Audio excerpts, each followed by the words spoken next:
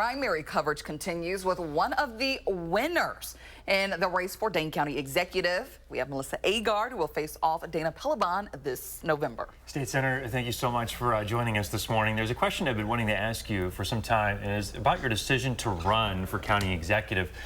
Given your position at the State House, did you want to run because you feel like you could get more accomplished as Dane County executive rather than being in the minority in the state Senate, that you just had more room to get more accomplished in a county executive role?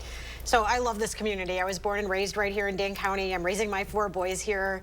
It's a fabulous place. And having served for 12 years in the state legislature, probably the most difficult state legislature in our nation, most recently as the Senate leader, the minority leader in the state Senate, I didn't imagine that this was where I would be a year ago. But quite frankly, the opportunity to come back and serve in county government, a county government that provided so much for me when I was growing up, to provide belief for our children and our families, it's a really unique opportunity. And yes, I believe that I'm going to be able to provide more steadfast, solid leadership for my community in this role.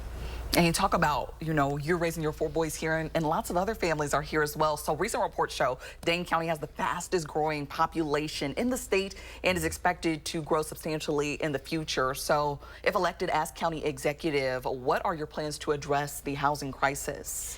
Absolutely. So Dane County has already put together a plan, and it is a housing strategy that has a collaboration with local electeds and the building community, the trades. Everyone is at the table, and we have 5 years. We're going to deliver 7,000 new units of housing here in Dane County. Is an exciting opportunity with the amount of growth right here in Dane County.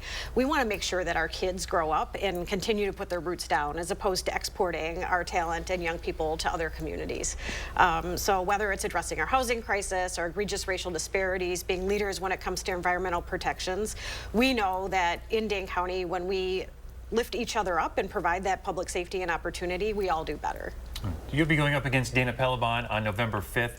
What sets you and Dana apart? So I was born and raised right here in Dane County, and I'm raising my 4 boys here. I served 4 years, 2 terms on the county board, 12 years in the state legislature, 1 year as the minority leader.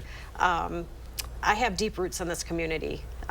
Relationships with local elected officials, mayors from across Dane County, relationships with folks in the state legislature, as well as our federal delegation, and frankly, with the amount of support that we saw coming through with the primary results, I believe the trust and support of people across Dane County. But here's a new day, turning the page to a new chapter, rolling up my sleeves and continuing the hard work, traveling around the county and hearing about people's dreams and being able to lift them up.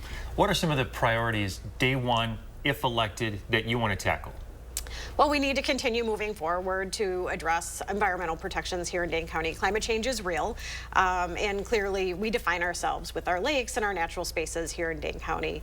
Continuing to be a national example when it comes to protecting our vulnerable friends and neighbors. Our human services are very, very important. Making sure that everyone who lives, works, and plays in Dane County knows that they are safe, however it is that they define their safety, is vitally important. And supporting our entrepreneurs and businesses in Main Streets. We're not going to be able to keep up with that growth if we don't capture as many tax dollars as possible. And we can do this all with a lens of fiscal responsibility. We know that, each of us, those dollars that are going into our government are our investment in a strong community, and I take that very seriously.